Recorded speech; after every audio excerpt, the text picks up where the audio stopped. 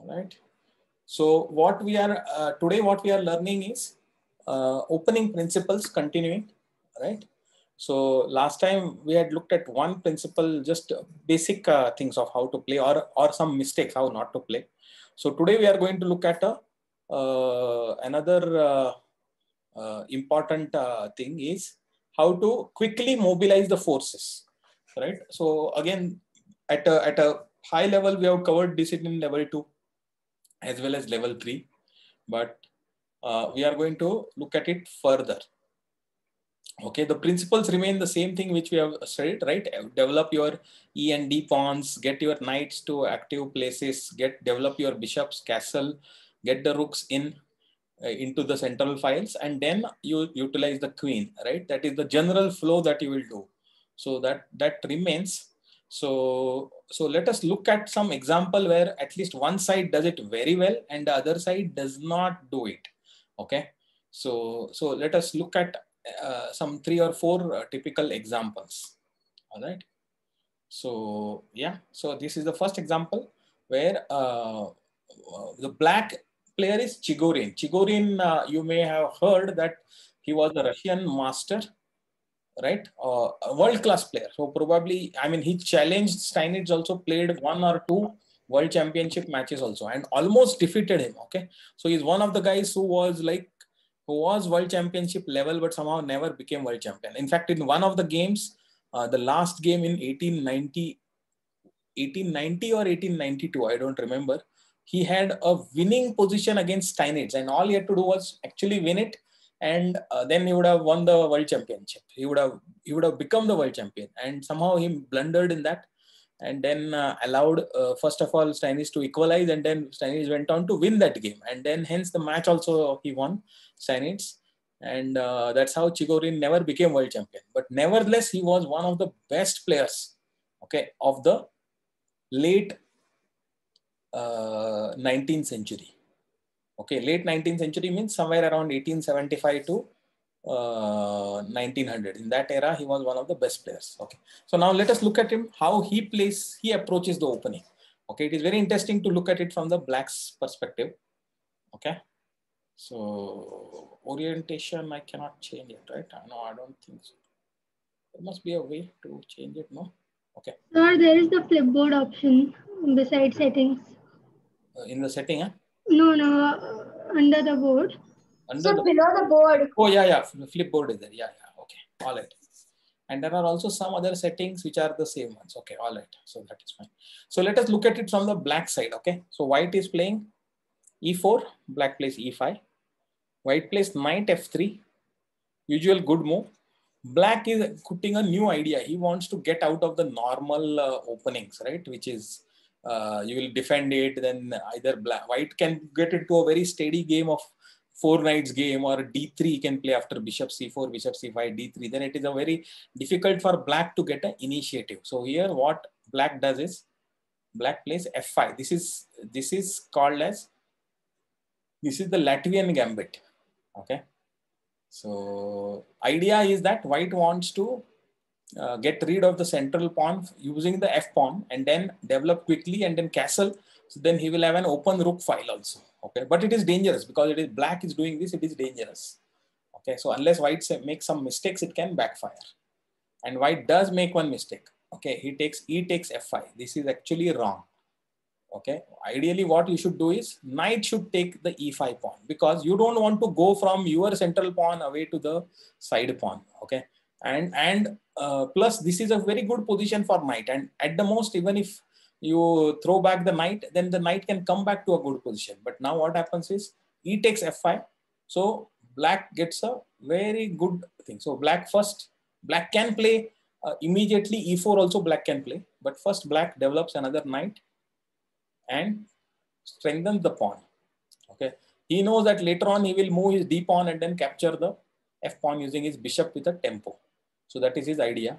So white says, okay, I will pin the pawn and indirectly threaten the e pawn. So white is saying, okay, you want to take my e pawn, it is okay.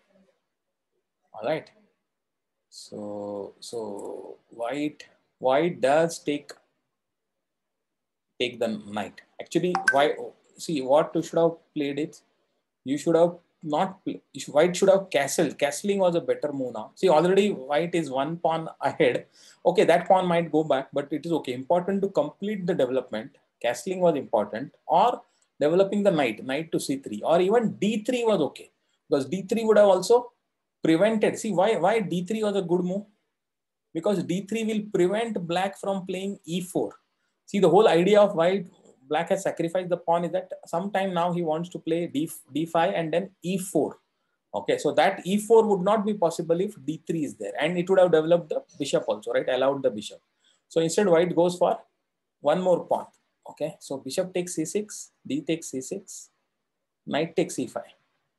Okay, at this point, white is two pawns ahead. Okay, but immediately, first of all, one pawn is falling, which is okay. So now white is still one pawn ahead, but can you see the development wise?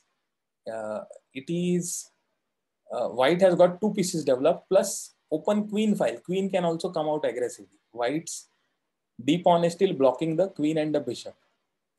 Okay, so and now white goes for this check. Okay, white goes for this check not because of, ideally white should still have castled and would have been much better, but he goes for a check not because of anything. He knows black is going to play g6, but white thinks that he can win something even more. So what is the idea? White is saying knight takes g6. Okay, and if you take with bishop takes g6, then queen will take the bishop on c5, right? So he will be one more pawn up ahead. That is his idea. Okay, and he says you cannot take with the pawn because the rook is hanging, right? Rook is hanging. That is what white thought. White thought that he is going to become one more pawn up ahead. Plus he will interfere with black's castling because he will be, queen will be on c5, controlling the f8 square, right? So white will not be easily able to castle. That is what was white's thinking. But see, black is a powerful master. He has seen ahead. So he says at this point of time, black sacrifices a rook, because now black is pretty confident that he will be able to now, because white's king is very lonely there. He has not castled. His knight is missing from f3, and the other pieces are all on their home square. So this is what makes black sacrifice the rook. Okay, so queen takes h8, queen e7 check. Okay, queen e7 check. Now either king has to go to d1 or f1. So white thinks it is better to go to d1, because then at least the rook can threaten to come to e1, right? So white says king to d1, and white is still thinking that, okay, I will get my rook to e1 and I will somehow come out of the mess, and maybe I will also attack. Okay, but bishop takes f2. So now the rook cannot come to e1 now, what white was planning, right? In fact, now white is threatening bishop to g4 checkmate. Can you see? Bishop to g4 is a threat with a checkmate. So, but at the same time, the knight is hanging. So white captures the knight, gives a check, right?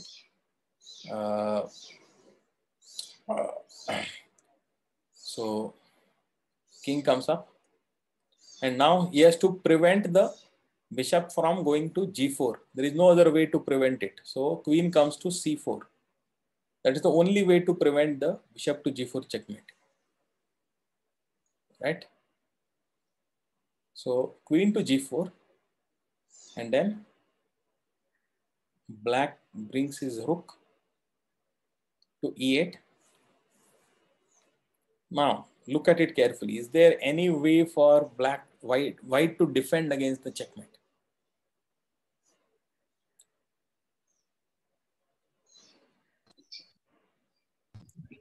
So yes, but then white will lose a lot of material. Yeah. So actually there is, I don't think, is there a way to avoid checkmate? Let us see. What do you think, even after losing material? So it's queen to e2. queen to e2, queen to e2, then bishop to g4. Yes, sir. So then white loses a lot of material. No. In fact, I think he will get mated only. Oh, yes, sir. That's also true. Because even if you take the bishop, then queen will go to e1. Rook takes e1. Rook takes e1 is checkmate. And if you play knight to c3, then also bishop to e2 check, knight to e2, queen to e2 is again checkmate. Right? Yeah, queen to e2. Yeah, first of all, queen to e2 directly queen can take queen. So that is not it. But queen to f1 also bishop to g4. Right? So I think it is a mate only. So yeah. So I think if you play d4, let us look at it. If d4, then also bishop to g4.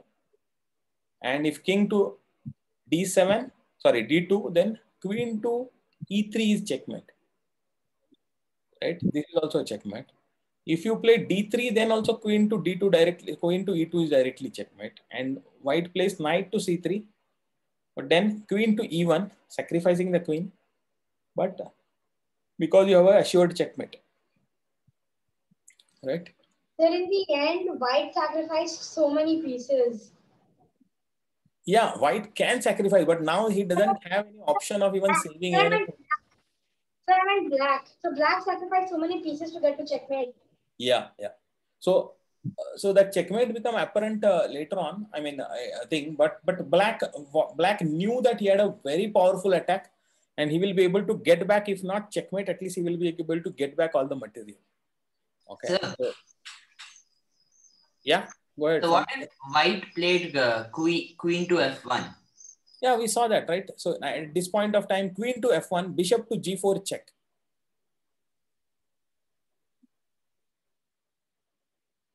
What will you do? You have no option other than putting queen to e2, and queen to e2, then queen takes queen on e2, and it is a checkmate.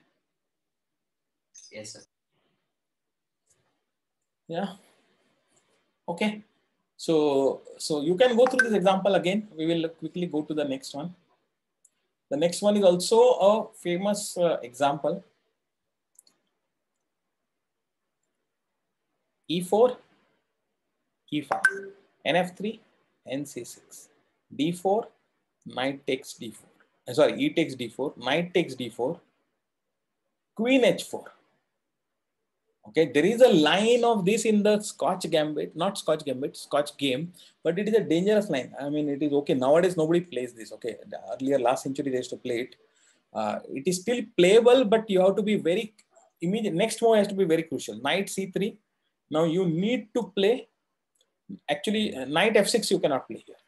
The right way to play is either bishop to C5 or to bishop to B4.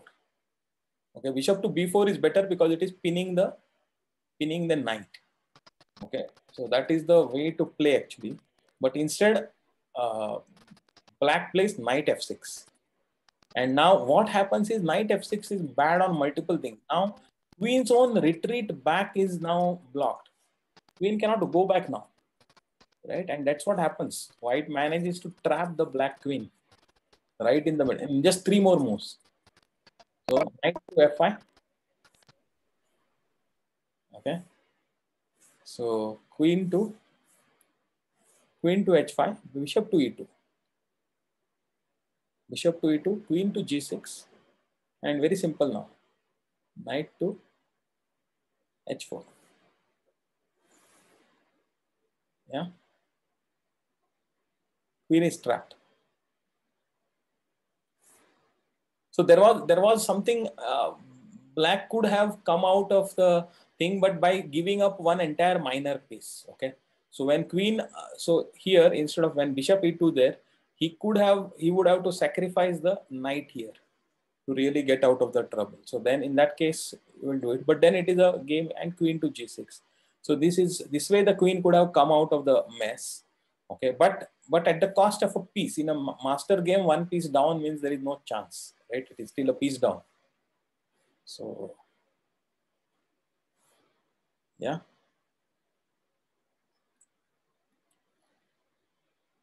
Okay. It's only if the grandmaster that's a piece down is not Magnus Carlsen. Magnus Carlsen has sacrificed a piece against Nakamura. You saw that game and won on the king side attack.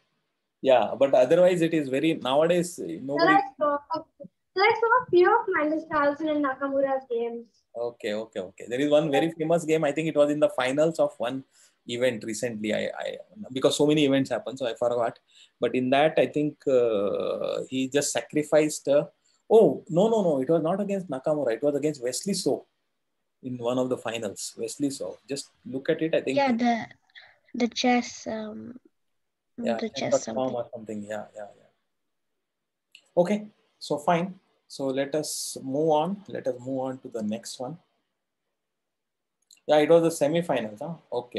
Yeah, correct. Possible. Yeah.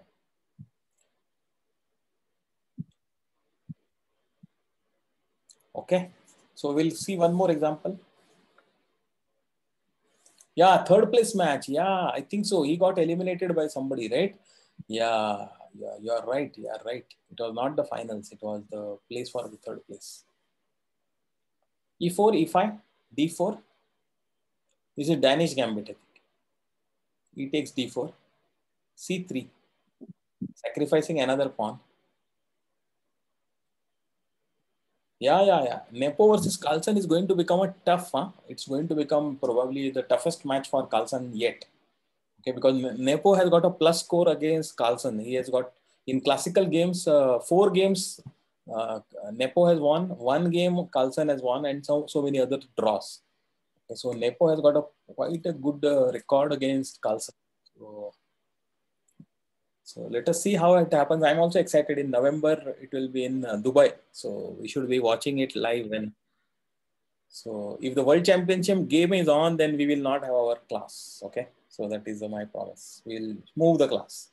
So that only, like, if on Sunday, if the World Championship game is going on, then we will move our class in November. All right.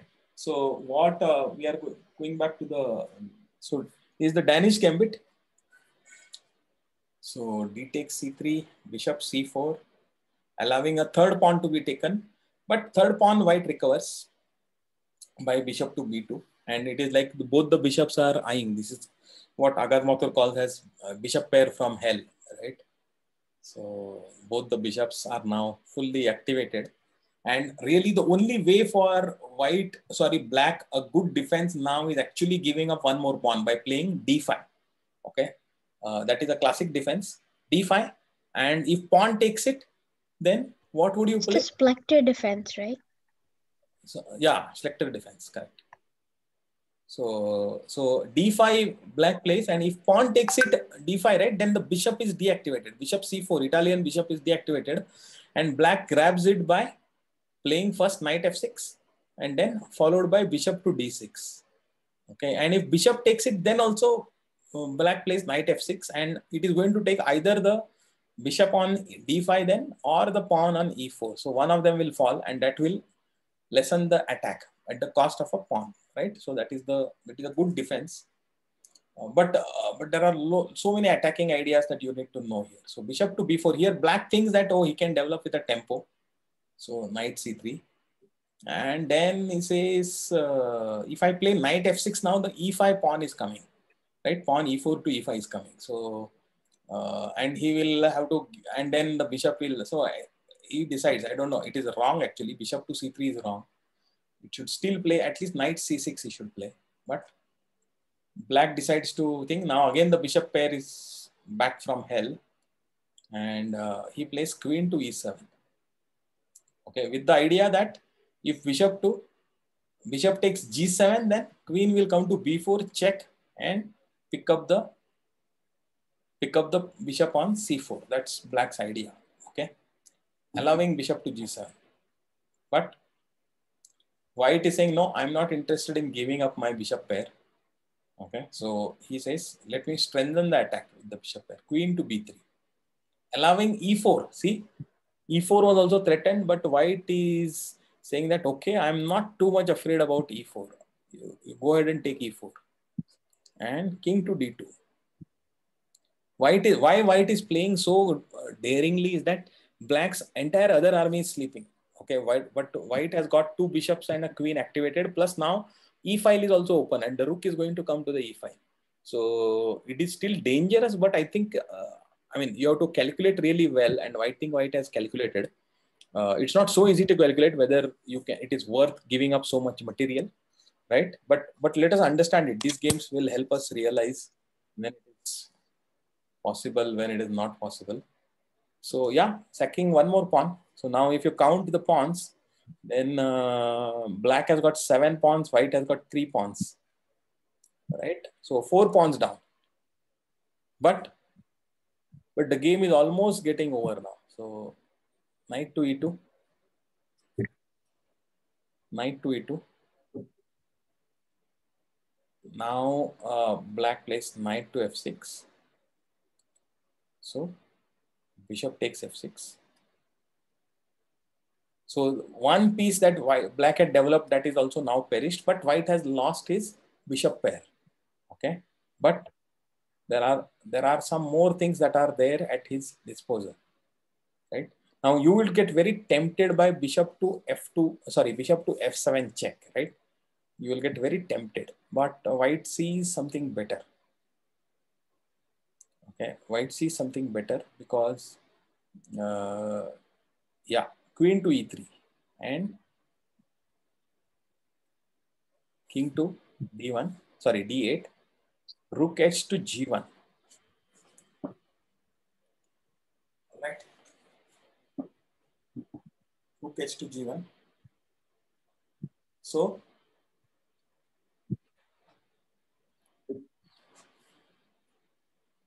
queen to, see, this is another mistake. Okay, several mistakes that black is doing is now continuing to grab more and more pawns. At least now you should have come back with the queen to maybe to c6, and maybe there was some way to defend. Though still it would have been difficult only, but maybe there is some chance that was there if the queen was back closer to the king. But it has further taken 1 pawn. So now white brings the other rook also onto the e file. Okay, so black counters it with rook to e8. And now white uncorks a combination. 4-move combination to checkmate. Starting with sacrifice of the queen. Queen takes e8, king takes e8. Knight to d4, discovered check. Yeah. So king to f8. Rook to e8 check. Now king has no option other than taking it. Right? So rook to g8 check. So king to e7. And now knight to f5. Checkmate.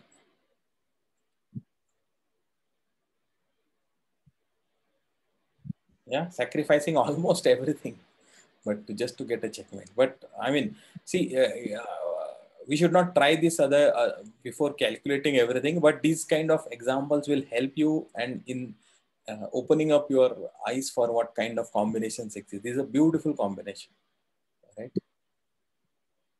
And by the way, it is not that thing. So let us just go back. Yeah. You can type. I think I'm not able to get the audio. So maybe, can you type on the chat?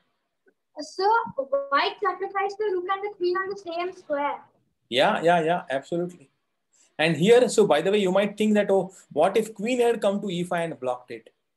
Right? Could he have done better? Anyway, white has sacrificed so material. So if queen comes and sacrifices itself on a thing, it is not such a big deal, right? Could he have done that? But queen e5 also doesn't save. It is still a checkmate. Can you see? Because queen e5, right? Queen e5, what will Rook g8. yeah, rook g8 and knight to, sorry, king to e7, then still knight to f5 is still a checkmate. Yeah. So it was pretty good.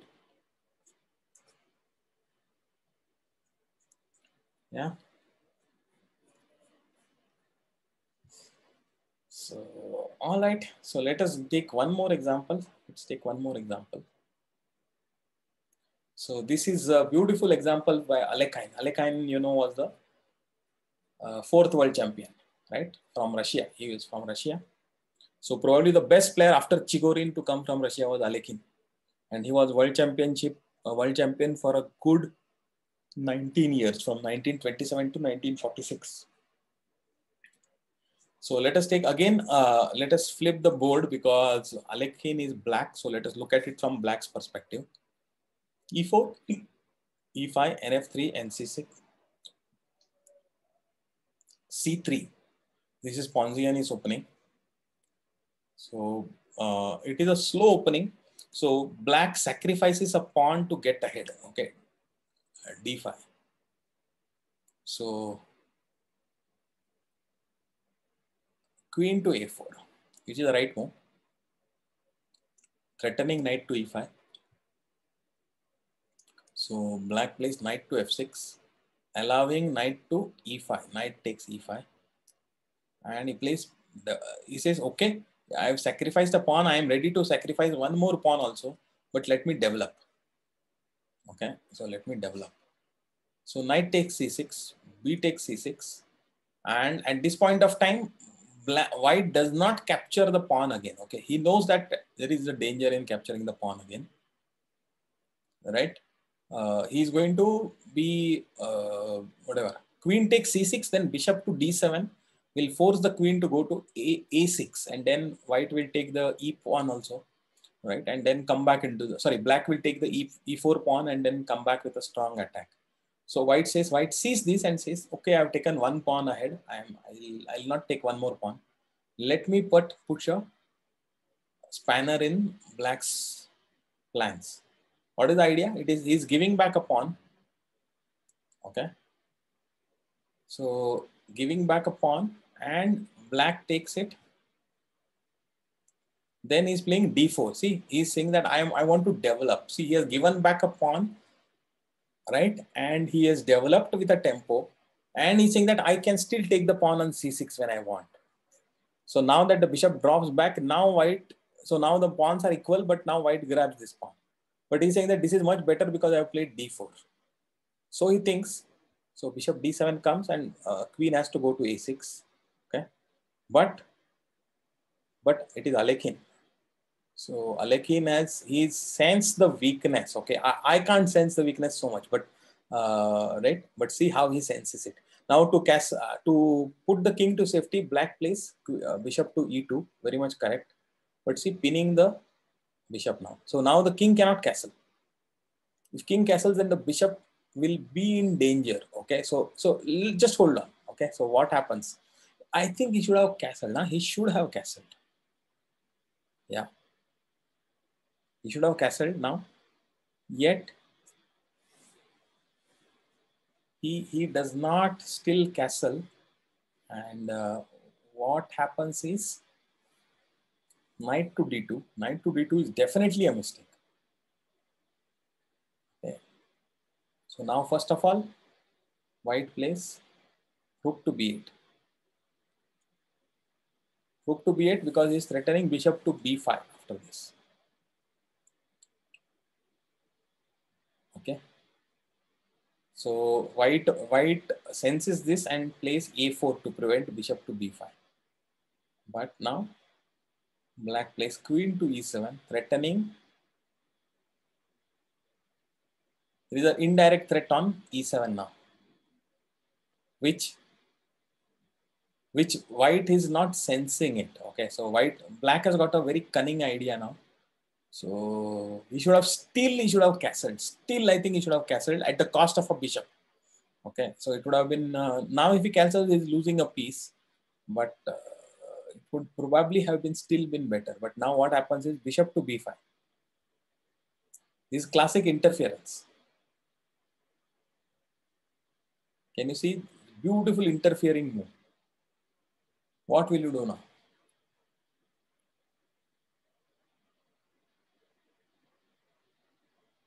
If pawn takes bishop, Then pawn interferes with the queen's diagonal and queen to e2 is checkmate.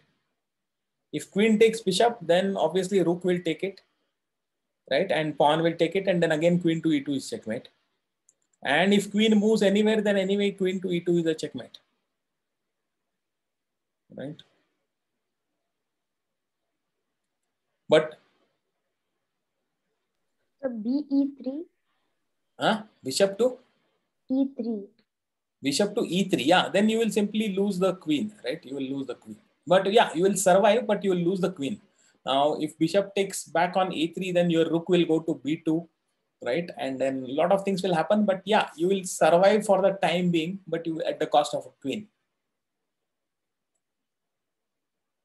which is okay. So yeah. So these are these are all examples of how masters have utilized the advantage in development. Okay. So it is not easy. See, just because don't think that your opponent has not developed, you are developed. So that means, oh, I should just get a checkmate just like that, or I should win something. No, it is still not that. What it means is that you have an opportunity to do it, okay, with best play, but you still have to find the moves, right moves, and it is not easy. It is only after a lot of study and a lot of practice you will get better at it. So don't think that it is a walkover. Okay, if your opponent makes a non-developing move and you develop, you have advantage, but doesn't mean that you know how to take advantage of it. So you have to do a lot of practice to see it. Okay, we'll quickly look at one more example: e4, e5, nf3, nc6, nc3, and f6. This is 4 knights game.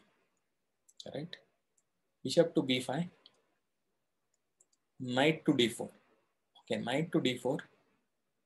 So actually at this point of time, knight takes e5 is better. Okay, you should take the pawn on knight takes e5, but white takes this. It is also okay, not bad, but your knight will move. So here, okay, here both of them, he doesn't want to. So d takes c3, e takes f6, c takes d2. This is a mistake. Okay, this is a mistake. You can read through this detail that is given. But at least queen takes f6 would have been better, because what would have happened is queen takes f6, d takes c3, and then if queen e5 check, then bishop, you will bring back your bishop, or you will put the queen to e2 and queens will get exchanged, right? That would be an almost equal position. That is what would have been. But black takes c takes d2, and then white is very, very happy to do it. So queen takes f6, and then now bishop comes to the diagonal. So it is going to become like a bishop pair from hell. So let us look at it, not so fast. Queen to g5, black queen is threatening g2. Okay, but white castles. So white's development is complete now. White's development is complete. E file is open. Rook is ready to come to e file. Black has got only a queen out. So danger sign must be on. But it is a sacrifice of a bishop. Okay, so it is not simple thing. So if you do so much development, but if you don't win through it, it is, what is the use, right? So it is not easy. So let us look at it how white goes about it. Rook to e1 and king to d8. Queen to d8. Then white queen would have loved to come to e2. Only thing is that the black queen is covering it. Otherwise, the e2 threat would have been tremendous, not preventable. Because if queen could come to in line with the rook and threaten the checkmate on e8, there is no defense at all. But currently, the black queen is covering it, right? So white queen is threatening f7, so f6 is played. No, sir, the bishop could have come out, right? If queen to e2. No, if assume black queen was on b, instead of b5, it was on b6, okay? Somewhere there, or whatever it is, or a5 if it was there, okay? Not a5, a4 maybe, okay? Queen e2, then how could bishop to e7, queen would have taken the bishop, right? And given checkmate. Oh, No, you're not only. E7. You bishop could have come out. Yeah. Bishop could have come out to c5, etc. And then rook is covering it. Yeah. But then bishop would have gone. Bishop would have killed on g7 and harassed the rook there. And yeah, I mean, you're right. Mate would not have been there. You're right. Okay. So f6. Now bishop takes f6. Second bishop is sacrificed. But that is because it is very, very clear now. Bishop to e7. It is the only move, and then queen to e7. So f6 was definitely wrong here. There must be possible for black to play better, probably with d6 or d5. Right? That is what black should play. Probably black should play d6 and then bishop to e6. But what would happen is d6, if you play, then queen takes f7. That is very much threat, but the queen is still covering, the black queen is covering the e8 square. So it is kind of okay, but tremendous attack would be there, but this, right? Okay, so I think this is what I had to cover for this week. Let me stop.